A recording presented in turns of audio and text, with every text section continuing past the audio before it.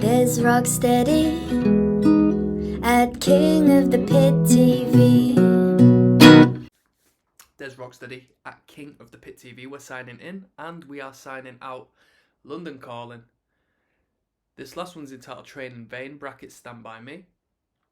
So an alternate title of it could be Stand By Me. 7.5 million views. This is definitely going to be a good one.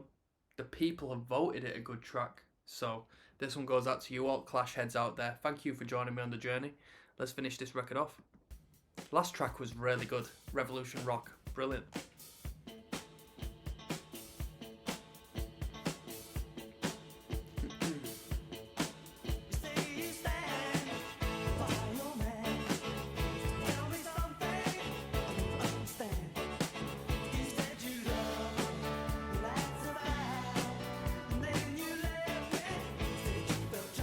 Sounds like Prince. Is this a cover?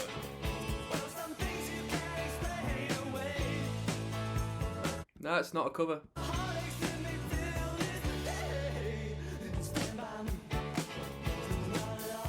This sounds so 80s, don't you think?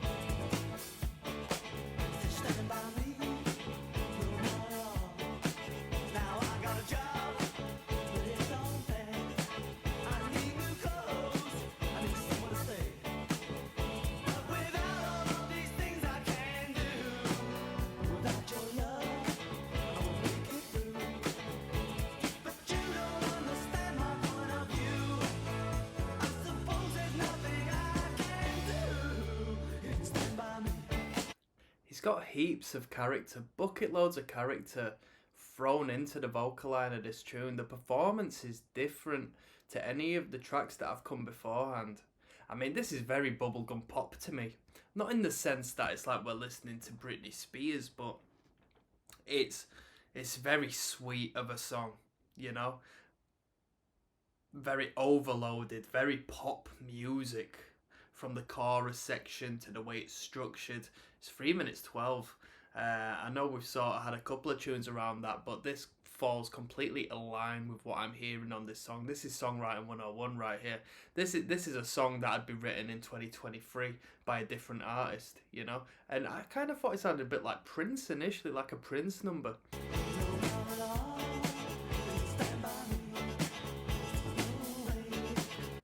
His voice is in a higher register on this, and he doesn't tend to go this high, does he?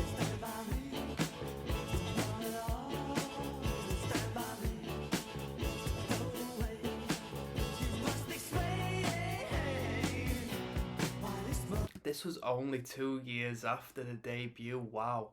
Bands don't release as often as bands used to do back in the day, and that's what separates the great bands that have stood the test of time to these acts that are big now but might not necessarily do so in the future.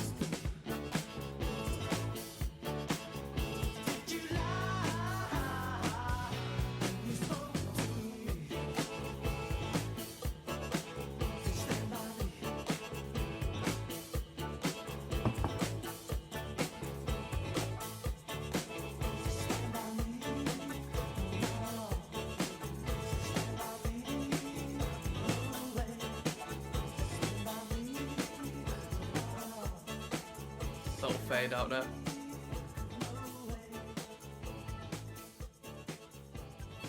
Bob Dylan on the harmonica there.